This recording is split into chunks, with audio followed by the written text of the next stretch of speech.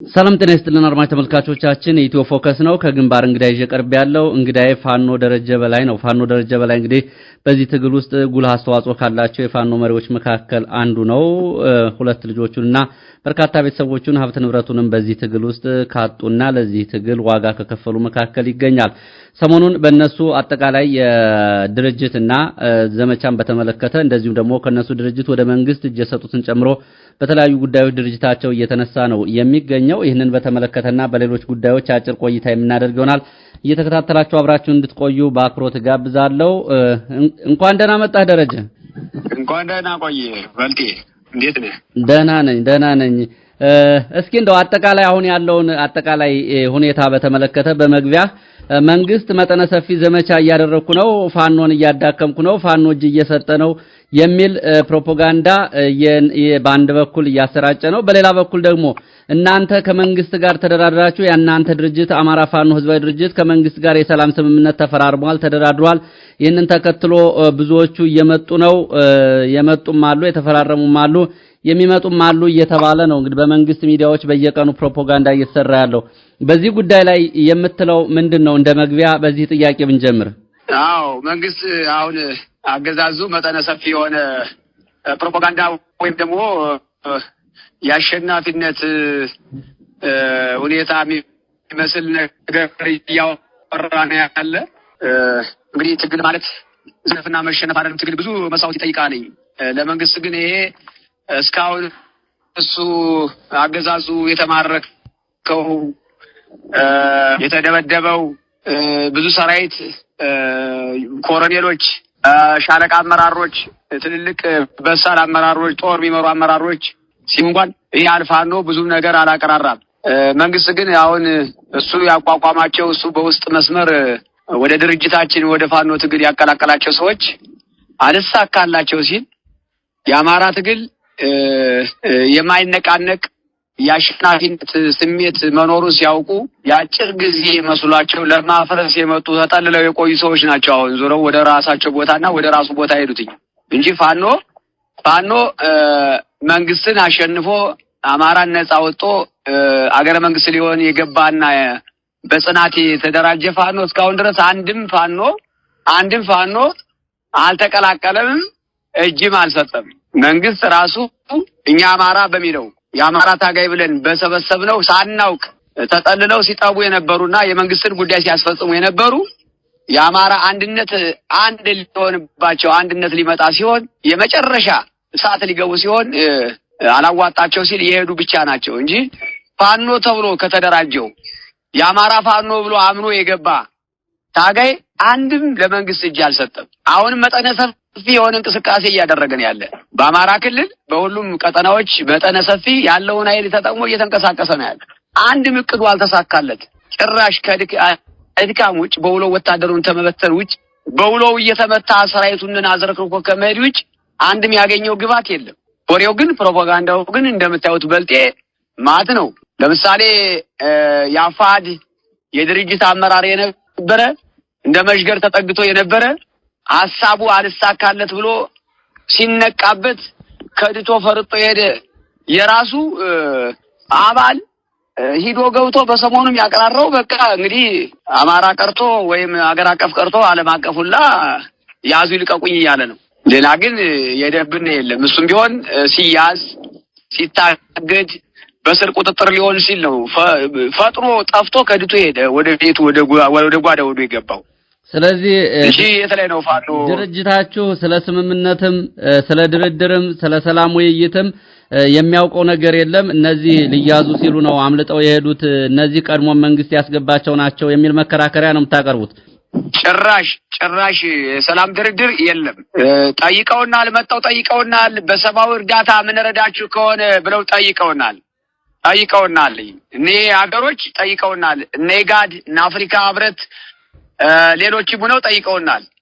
ሲጠይቁና አንጠየቅም አንልም። በቃ እንግዲህነታቸውን ተቀብለን ጥያቄያቸውን ተቀብለን እኛም ደግሞ የደረሰበትን የአማራን ግፍ፣ የአማራን ጭፍጨፋ፣ የአማራን የኢኮኖሚ መድቀቅ፣ የአማራን የሰብአዊ ጥሰት፣ የጀብላ ጭፍጨፋውን ሁላ በደንብ አድርገን የፌዴራሉን መንግስት ከሰን ነው ክሳችን እንዲቀበሉ አቤቱታችን ክሳችን እንዲያደርሱ አድርገን ላልማክፍ የላከ ድርድር ግን የለም። በአማራ ፋኖ ሁለት ድርጅት ሁለቱ አንድ ሳይሆን እንዴት ያደርጋል? ወይስ ስላችሁ ተጓደን በሁለተኛ ስራችን የአንድነት ጉዞ ነው እኛ ያለንበት። ጠላትን በጎን እየተከላከልን በጎን ደግሞ ሁለቱ ድርጅት አንድ ማድረግ ነው። አንድም ሳይሆን እንዴት ያል ድርድር ነው? ይሄ እኮ መሸነፍ ነው፣ አማራን ማሸነፍ ነው እንጂ ድርድር የሚባል ነገር የለም፣ ጭራሽ የለም። አሁንም በዚህ ልክ ነው። አሁንም ግን በዚህ በኩል የሚመጡ አሉ። ሹመት እንሰጣለን፣ ጥቅማ ጥቅም እንሰጣለን፣ ተነጋግረናል የሚሉ ነገሮች አሉ። እንደው ከዚህ አንፃር በተለያየ ጊዜ በዚህ መረጃ አለመድረስ በሰራዊቱ ውስጥ ለሚፈጠረው እንደዚሁ የመረጃ እና የተዛቡ የሚተላለፉ ኢንፎርሜሽኖችም አሉ። ከዚህ ጋር ምንድነው ልታስተላልፉ የምትችሉት ለሰራዊታችሁም ለህዝቡም ለአጠቃላይ ለዓለም አቀፍ ማህበረሰቡ? እንግዲህ ለዓለም አቀፍ ማህበረሰብ ያው በድርጅቱ ዙሪያ ላይ የድርጅት አመራሮች መልእክትም እያስተላለፉ ነው። ወደ የጠቅላይ ዕዛችንም መልእክት እያስተላለፍን ነው። ሰራዊታችንም ከኛ በላይ ደግሞ አምኖ የወጣበት እስከሆነ ድረስ በማይመጥነው ምረሽ በባሰው የሚፈረከረክ ሰራዊት የለንም፣ የሚፈረከረክ ፋኖም የለንም። ሊመጡ ነው፣ ከኋላ እየመጡ ነው፣ ሹመት ልንሰጣቸው ነው የሚለው ሹመቱን ይዞ ገደል እየገባሱ የብልጽግና ሹመት ማን ነው የሚፈልግለት? ማን ፈልጎለት ሲያውቃል? ራሱ ወደኛ ይመጣል እንጂ እኛ ወደ ብልጽግና እንሄድ ወደ አገዛዙም ሄድ ፋኖ የለንም እንዴ? በትልቅ በጀግኖች ደምና በጀግኖች አጥንት ቃለ መሃላ የፈጸመ ታጋይ እኮ ነው ያለን እንዴ። አገረ መንግስት እንሆናለን እያለ ሰፊ ቀጣ ይዘን እየመራነ ጠላት እኮ ከከተማ ውጭ ሌላ የለም። ከወረዳ ከተማዎችና ከውስን ወረዳ ከተማዎችና ከዞን ከተማዎች እኮ ነው ያለ። የት አለ? ቀጠና ምን አስተዳድር እኮ ፋኖ ነው የሚያስተዳድረው። ሰፊውን አማራ የሚያስተዳድር እኮ ፋኖ ነው፣ መንግስት አይደለም። ይሄ በሆነበት እሱ ወደኛ ሊመጣ እየፈለገ እኛ እንዴት ነው ወደሱ ወደን ሹመት ምን ፈልገው? እንዴት ነው መንግስት ምን ላይ ሆኖ ነው? አይደለም ፋኖነን ሹመት ቢሰጥበት የራሱን የተሾመውን ተሿሚ መቺ እንዲሰራ አደረገው። ገደል ሲገባ ሲንበጠበጥ አይደለም ይውለው። ይሄ አባባል ትክክል ነው። የፍርሃት ትክክል አይደለም። የፍርሃት ነው፣ የፍርሃት ጉዞ ነው። ሲፈረከረክ ነው የሚያወራ። ሌላ ስራውን ቢሰራ ይሻለው ነበር። እስከዛው ድረስ ሌላ ስራ ቢሰራ ይሻል ነበር። ስለ ፋኖ ማውራት አይደለም። ትግል ላይ ያለ ፋኖ፣ ትግል ላይ ያለ ጀግና ሊመጣ ነው። የመጡት የሄዱለት እነማን ናቸው? እነማን ናቸው? እስኪ በአገር አቀፍም በዓለም አቀፍም እነማን ናቸው? የፋኖ ስብና የፋኖን ክብር ቢቀንስ ፋኖ ማን ነው የገባለት ለሱ? እስኪ በስም የሚታወቀው ማን ነው? የለም። ትናንትና የመጣ ነው። ትግል የመሰረተ ፋኖ እኮ በአመራር ደረጃ ያለ የለም እንዴ። ፋኖ በአመቱ በሁለት አመት ጨርሼ መንግስት ሆናለሁ ወይም ሀብት ሰበስባለሁ ያለ የተጠጋ ሌባ ይኖራል። ያን ስለገባ ደግሞ እኛ ዳን የሚቀለን እንጂ ጭራሽ ደግሞ የፋኖአችን ስብና የሚነካ አይደለም። የታጋዩን ክብር የሚቀንስ አይደለም። ታጋዩ የሚያፍረከርክ አይደለም። እንዲያውም ደስተኛ ነው። ውስጥ ላይ ፕሮፓጋንዳ ወሬ በሬ ወለደ የሚለው ነው ይሄድ የገባ ያስ ምንድን ነው የሚያደርገው? ለእኛ ጥሩ ነገር በቃ ጥሪት ያለ ፋኖ ነው ምን መሰረተው። ትንሽ አይሉነን ነው ከተማ እየገባን ቢሮውን ስንቆጣጠር ስናንበጣብጠው ስናጓጉዘው አንበርከን ስናጓጉዘው የነበረ ስንበዛ ነው። አሁን ይሄ ስቴራከውንም ስናጠራቅም ነው ትንሽ የፋኖ ውስጡ አለመረጋጋት ከማህበረሰባችን ጋር ከምናስተዳድረው ማህበረሰባችን ጋር በስርቆትም በተለያየም በየመንገዶች አንዳንድ ነገሮችን ሲሳሳትና ፋኖ ሲያስወቅስ የነበረ እንደዚህ ያለው ሌባው ነው። ስለዚህ ሌባውን እዚህ በላይም እናጸዳለን። አሁን እዚህ በላይም እናጸዳለን። በልጤ በዚህ ልክ ነው። አዎ ግን ምንድነው አንዳንዴ ከሄዱ በኋላ እንደዚህ የምትናገሩት ድሮም ብልጽግና የላካቸው ናቸው፣ ድሮም ሌቦች ናቸው፣ ድሮም ዓላማ የሌላቸው ናቸው፣ ቁርጠኝነት የሌላቸው ናቸው፣ የፋኖ ትግል በአንድ ጀንበር የሚያልቅ የመሰላቸው ናቸው ትላላችሁ። ለምን ቀድሞ ይሄንን ነገር ማጥራት አልቻላችሁም? እናንተ እንደዚህ አይነት ሰዎች ሲመጡና ዓላማ የሌላቸው መሆኑን ካወቃችሁ ለምን ቀድማችሁ እርምጃ አልወሰዳችሁም? ለምን አላጠራችሁም? የሚል ደግሞ ጥያቄ ከህዝቡ ይመጣል። ምንድነው መልሳችሁ? እንግዲህ ይሄንን መቼም በአንድ ጊዜ ቆርጣ አጥለውም እያስተማርክ ነው። እርምጃ ለመውሰድ ማስተማር ነው የሚቀድመው። የማስተማሩ እርምጃ ነው የሚቀድመው። እያስተማርክ አንድ ጊዜ ሁለት ጊዜ ታስተምረዋለህ፣ ማስጠንቀቂያ ትሰጠዋለህ። ይሄ ነው አሁን እየፈረጠጠ የሚሄደው። ይሄ ነው አንድ ከሆነ በኋላ ካሁን በፊት ሁለት ድርጅት ነው የነበረ። አሁን እንግዲህ ሁለት ድርጅት ወደ አንድ ሲመጣ መጠጊያ የለውም ፋኖ። ይሄ ሌባው የሚወዛወዝ ነበር። ካንዱ ሲያኮርፍ ካንዱ ማስጠንቀቂያ ሲሰጠው ካንዱ ድርጅት እየሄደ ይገባ ነበር። ላለማዛባትና ጥላቻዎችን ላለመስፋት እየሄደ ሲገባ መዛኛው እዛኛው ብዶ ስርቆት ነው የሚሰርቀው። ያፍም የጅብ ስርቆት። ይሄ ደግሞ ጥላቻ እንዳይሰፉ እያለ ዝም ብለን እናየው ነበር በወደ ሰፊነት። አሁን ግን ወደ አንድ ነው፣ ወደ ብልጽግና ነው፣ ወደዛው ነው የሚሄደው። በዚህ ልክ ነው እንጂ እርምጃ ለመውሰድ ጊዜ ነበረ። አንድ ከሆነ በኋላ ከዚህኛው ተቋም አጥፍተው የሄዱትን ሰዎች አንድ በሆነ ሰዓት ከዛኛው ያሉትን የመቅጣት እቅድ አለው ድርጅታችን። የማስተማር አስተምረህ ነገ ቀጥ ያለ ታጋይ እንደሆን የተቋማችን ውሳኔ ነው እንጂ እርምጃዎች እኮ አሉ። የግምገማ እርምጃዎች አሉ፣ የማስተማር እርምጃዎች አሉ፣ ይታሰራሉ። ያን ግን በአንድ ጊዜው መቼም ገፍታ አሰደው ማስተምረህ ታስተካክለዋለህ። በዚህ ልክ ነበረ እንደ ተቋም ምን ሰራው ይሄ ነው። ጥሩ መልካም። ሰሞኑን በተለይ በእናንተ በድርጅቱ የኮር አመራሮች ቀጠናዎች ላይ መጠነ ሰፊ ወታደራዊ ዘመቻ እየተደረገ ነው የሚል ከናንተ አመራሮች በተደጋጋሚ እንደዚህ አይነት ጉዳዮች ሲነሱ ይሰማል። ለመሆኑ የሰሞኑ ወታደራዊ ዘመቻ ከወትሮ የተለየ ነው? መነሻ ምክንያቱስ ምንድነው? መንግስት አሁን መጠነ ሰፊ ዘመቻ በኮር አመራሮቹ ቀጠናዎች ላይ እያደረገ ያለው ይሄ የታወቀ ምክንያት አለው? ይሄ እንግዲህ ምንድነው ሁልጊዜም ያደርጋልኝ ከአመት አንድ ጊዜ ይንቀሳቀሳል። ያው መቼም የወርም ሆነ የሁለት ሳምንት የአንድ ወር ተኩል ስልጠና ሰልጥኖ እንዳወጣ እነዚህ እንቅስቃሴዎች ያደርጋል፣ በየጊዜውም ያደርጋል። ይሄ የተለመደ ነው። አሁን ለየት የሚልበት ምንድነው አንድነቱን አሁን በየጠቅላይ ግዛቶች ሁለት እዚህ የነበሩት አንዱ ነው አለኝ። ያው በውስጥም ራሳቸውን በሚያስተካክል ሁኔታ ራሳቸውን ወቅሰው አመራሩ ወደ አንድ መጥቷል። አሁን የሁለቱ ድርጅቶች ላይ ነው አሁን ያለው ሁኔታ። ይሄም ያው እያለቀ ነው። ያው በቅርብ ቀን እንግዲህ ለህዝባችን ምናበስረው ይሆናል። ይሄ ነው አሁን ለሱ ስጋት የሆነበት። ይሄን አንድነት እንዳይመጣበት አማራ አንድ ከሆነ መተኮስም ስለማይችል መዋጋትም ስለማይችል ሰራዊቱም መቆም ስለማይችልለት ሰራዊቱም ስለሚበተንለት አመራሩ ወደ ፋኖ ስለሚቀላቀልበት አይፈርስበት አሁን የሞት ሽረት አድርጎ ያለ የሌለውን ከተማ ላይ ያለውን ኃይል ይዞ ወደ ገጠራማው ቦታ እየተንቀሳቀሰ ያለ በዚህ ልክ ነው እንጂ ምንም የተለመደ ሆነ ምንም አደርግም። በሚንቀሳቀሰው እንቅስቃሴው አንድን ፋኖ ይዞ አንድን ፋኖ መጥቶ ማርኮ ይዞ ተሄደው ካለ ይሄውን ልቀጣ በቃ መጨረሻ ነገር የለም። ከውሸት የዘለ አገዛዙ ከአንድ ቦታ ላይ አሁን ቅድም በገለጽኩት የገቡ ፋኖች አሉ ወይም ፋኖ ቢመስሉ እነሱ ነው እንግዲህ ሚዲያ ላይ ሰርክለት ነው ለበልባቸው። መልካም እሺ፣ የአንድነቱን ጉዳይ ያነሳው ነበረ። ይሄ እንግዲህ ህዝቡ የሚጠብቀው ነው። ለፋኖ ትግልም ትልቅ እንቅፋት የሆነው የፋኖ እንዳለመሆን ነው። በዚህ በኩል እንደው ምናልባት ጊዜው ከፈቀደ የሚነገሩ ነገሮች አሉ ለህዝቡ። እንዴታ ህዝባችን የሚጠብቅ አንድነታችን ነው። የኛ መሳሪያ አንድነት ነው። ለመንግስትም የከበደው ያንበጠበጠው የኛ አንድነት ነው። አንድ ከሆነ አማራ አንድ ከሆነ ቀጥታ ካሰበው ካቀደው ካለመው ስለሚደርስ ለመንግስትም ትልቅ ፍጋቱ ይሄ ብቻ ነውና ህዝባችን ደግሞ በዚህ ነው የምናስደስተው፣ በአንድነታችን ነው የምናስደስተውና ምንም ችግር የለም። አንድነቱ በቅርብ ቀን ያልቃል። አንድነቱ በቅርብ ቀን እንቅስቃሴውም ለአንድነታችን ብዙም ስጋት ስለማይሆን በቃ ያለቀ ነው። ይሄ ብዙም ጊዜ የሚቆይ አይደለም። ይሄ ጠቅላይ ግዛቶች ያሉትን አንድነቶችን ጨርሰናል። በአሁን የሁለቱን ድርጅት ብቻ ነው ስራ እየሰራን ያለ።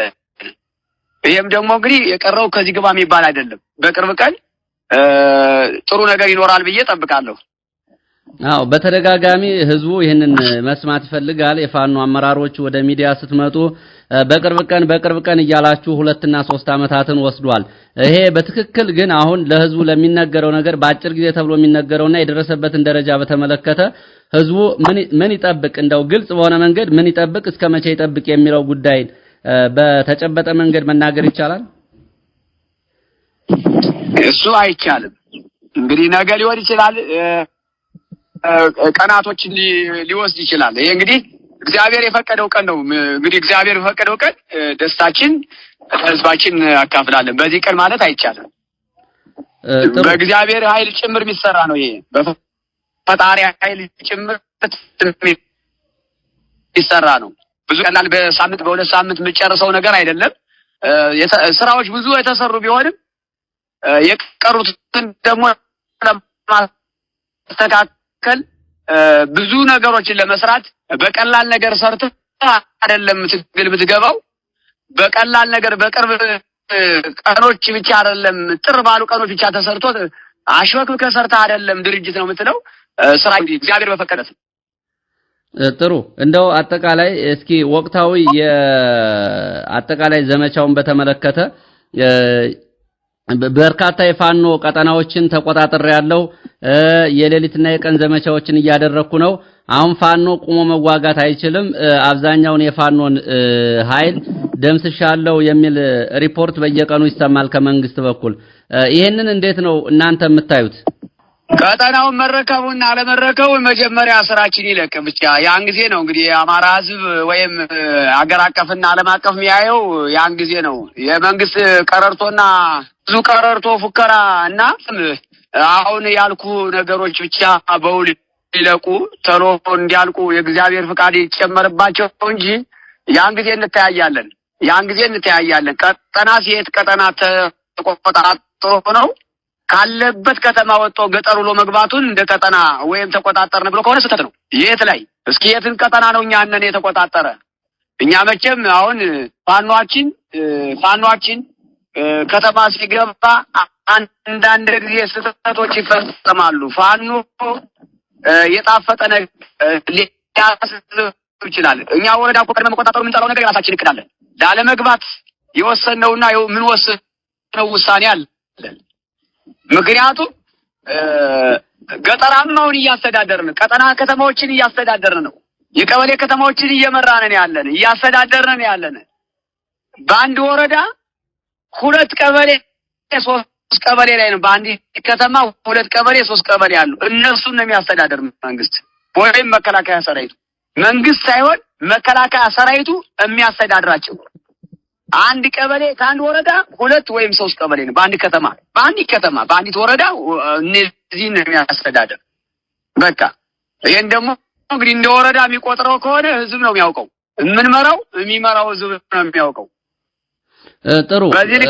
በዚህ መሃል የሚነሳ ጉዳይ አለ። ምንድነው? ህዝቡ በእገታ በሽፍቶች እና በዘራፊዎች ከፍተኛ ጫና ውስጥ እየገባ ነው የሚል ተደጋጋሚ የሚነሳ ነገር አለ።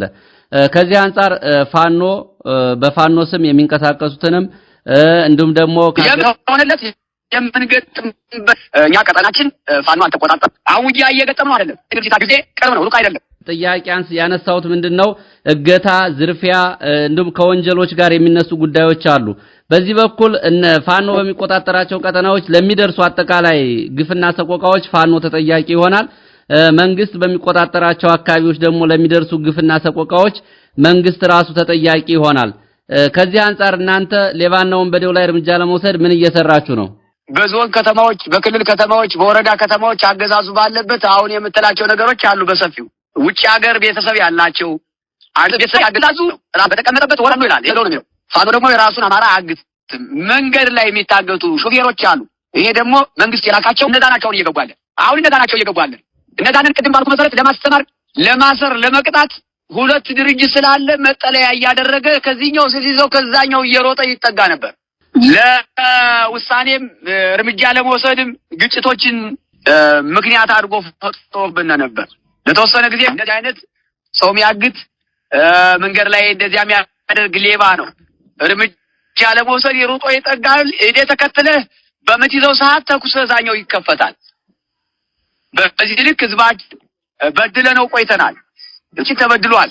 ነገር ግን ከዚህ በላይ በደሉን እስከለመደው ድረስ ህዝባችን ይሄን ደግሞ የግድ ተቋቁሞ ህዝባችን ከኛ ጋር ነው ያለ። የራሱ ልጅ የራሱ ወንድም የራሱ ቤተሰብ ነው የሚሰራው፣ ያውቃል። እየተማማርነ እየተቀጣጣነ ትግላችንን እናሻግራለን። አሁን ቅድም ባልኩ መሰረት እነዚህ ሌቦች ተጠያቂም ስለሚሆኑ በህግም በፋኖ ህግ ስለሚጠየቁ አሁን አንድነቱ ከመጣ የት እንጠጋለን እያሉ የሚፈረጠጡት እነዚህ ናቸው። መጨረሻ የምታስተላልፈው መልእክት ካለ መቀጠል ትችላለህ። መልካም እኔ ማስተላልፈው ምናልባት ጥራት ካለው የሚወጣል ከሆነ ማስተላልፈው በአገር አቀፍም ሆነ በዓለም አቀፍ ፋኖ እየገባ ነው፣ ፋኖ እጅ እየሰጠ ነው፣ ፋኖ ምረሽ እየጠየቀ ነው የሚሉ አንዳንድ አሉባልታዎች እንደ ስጋት ቆጥሮ የሚያወራ ማህበረሰብ ሊኖር ይችላል። ጭራሽ መጠነ ሰፊ የሆነ ፋኖ አለን። በአማራ ክልል ላይ መጠነ ሰፊ የሆነ ፋኖ አለን። ከተማ ላይም ኃይል አለን። በገጠራማው ቀጠናም ኃይል አለን። አሁን እኛ ተኩስ ራሱን ችሎ እቅዳለን። አሁን ዛሬ ጦርነት በየቀጠናው ብንጀምር ቀጥታ በኢኮኖሚ ለማድቀቅ ነው የመንግስት እቅድ። የገበሬውን አዛርት እንዳይታጨድ እንዳይሰበሰብ የተሰበሰበው የታጨደው እንዲቃጠል ነው የመንግስት እቅድ። እኛ ደግሞ ሞኞች አይደለንም። ህዝብ እየመራን ገበሬውን እንዲያለማ እያደረግን 15 ሺህ ብር አንድ ኩንታል ማዳበሪያ ገዝቶ አልምቶ ከገበሬው ማሳ ላይ ከገበሬው አዛርት ላይ ጦርነት መክፈት የለብንም። አሁን እኛ ይሄ ምንድነው ገበሬው አዝመራውን ሰበሰበኛ ፍላጎት ክምሩን እንዲወቃ ነው። የደረሰውን ሰብ ሰበሰበኛ ፍላጎት የፋኖ ተቋማት በዚህ ልክ ነው። በድርጅታችን ነው የሚመራ። ፋኖ እንደፈለገ ዝም ብሎ ትዕዛዝ ሳይሰጠው አይተኩስም። ወቅቱን ጠብቆ ግን ተኩሶች አሉ፣ ማሸነፎች አሉ፣ ጦርነቶች አሉ። አሁን እኛ ማስተካከል ያለብን ህዝባችን እንዳይሰረቅ ሌባን ነው። የህዝባችን አዝመራና ሰብል እንዳይወድ ጦርነት ለአዝመራችን ለህዝባችን ስንል ለምርታችን ስንል ታችን እየተካከልን መሰብሰብ ነው የኛ ስራ እቅዳችን እንጂ የሚዋጋ ሰራዊት አጠን አይደል። በገጠር አርሶ አደሩ ማሳ ላይ በርበሬውን፣ ሸውን፣ ጤፉን፣ ማሽላውን በጠቅላላ የገበሬውን አታት ለማውደም ነው አሁን መንግስት። ይሄን ህዝባችን ሊያውቅ ይገባል። ስለዚህ አዝመራችን ከሸከፍን በኋላ ጦርነት እንጀምራለን። አልጀምርለት ብለን አሁን ወጣቶችን እያፈነ አዝመራ የሚጠብቁትን እያፈነ ቤተክርስቲያን የሚሄዱትን ቄሶች እየገደለ ንብረት እየዘረፈ ገበሬው ዛሬ በገጠሩ ሁላ ሱቅ አለው ምን አለው ቢፈስብታ ላይ ፋንዋል ንብረት እየዘሳረ እየወሰደ ነው ያለ። ይሄም የሚያዘርፈው የአማራ ወታደር የብልጽግና ወንበር ጠባቂ አማቂ ነው። የክልሉ መንግስት ነው የሚያዘርፈው። የዞኑ አመራር ነው የሚያዘርፈው። የወረዳው አመራር ነው የሚያዘርፈው። ምንሻዎችን ወታደሮችን በመያዝ ምንሻዎችን በመቅጠር የህዝቡን ገንዘብ ዘርፎ ለነሱ ደሞዝ በመክፈል እነዚህ ሰብሎች እንዲወድሙ ገበሬው በኢኮኖሚ ደቁ ስደት እንዲሄድ መንግስት የሚፈልገውን የብልጽግናው ገዛዙ የሚፈልገውን አማራን በኢኮኖሚ በሁሉም ነገር ለማውደም ያቀደውን እቅድ እንዲሳካ አሁን ከብት እያዘረፈ ነው። ገበሬዎችን ፋኖ ዘምት እያለ እየሰረ ነው ያለ። ገበያ ብለው ሊምስ እየሰረ ነው ያለ። መሳሪያቸውን ይዘው ሲንቀሳቀሱ እየገፈፈ ነው ያለ። ጠላቱ ግን ጠላቱ የአማራ አመራር ነው። የአማራ ወዳደር የአማራ ወንበር ጠባቂ ነው። የክልሉ መንግስት በለው የዞን አመራርን በለው የወረዳ አመራርን በለው ይሄ ስራ ቢሰራ የገዛ ወንድሙን ለሆዱ ብሎ የገዛ ወገኑን ልማት የሚያወድም ተቋም የሚያወድም ትምህርት ፈቅደን ትምህርት እንዲማር ስናደርግ ትምህርት ቤትን አድርጎ አሁን ካምፕ የሚያደርግ ገጠር ላይ በመጣ ሰዓት እኛ ወደ መስክ ስንወጣ አሁን ቅድም በገለጽኩት ልት ኢኮኖሚ ደቃለ ወደ ገጠር ስንወጣ ትምህርት ቤቶችን ያሳድርባቸዋል። ትምህርት ቤቶችን ተማሪዎችን መምህሮችን አስወጥቶ ትምህርት ቤት ላይ ካምፕ አድርጎት ያድራል ይውላል። ጥሩ ወንበሮችን እየሰባበረን ያለ የተጠገኑ ወንበሮችን እየሰባበረን ያለ እኛ በታገስነበት ልክ ህዝባችን ሊደናገጥ ወይም ደግሞ ፋኖ ተሸንፏል ሊል አይችልም። ሰራዊት አለን። የምንገጥምበት ቀን ቅርብ ነው። የምናሸንፍበት ቀንም ቅርብ ነው። አሁን የሚቀድሙ ስራዎችን ግን ፋኖ እየሰራን ያለ የሚቀድሙ ስራዎች አሉ። የሚቀድሙ ስራዎች እነሱም በተግባር እየሰራን ያለን እና ስጋት እንዲሆን አይፈለግም። መስጋት እንደሌለብን ነው። መንግስት ተሸንፏል፣ ተንኮታኩቷል፣ ተሸንፏል። ከወሬ በዘለለ አንድም ነገር የለውም፣ እውነታ የለውም። በልጤ በዚህ ልክ ማስረዳ አመሰግናለሁ። ፋኖ ደረጀ በላይ። አድማጭ ተመልካቾቻችን ምናልባት የስልክ መቆራረጥም ካለ በሱ ልክ የድምጽ ጥራት ችግር ቢኖር በዚሁ ይቅርታ መጠየቅ እንፈልጋለን። ለነበረን ቆይታ በእጅጉ አመሰግናለሁ ፋኖ ደረጀ በላይ።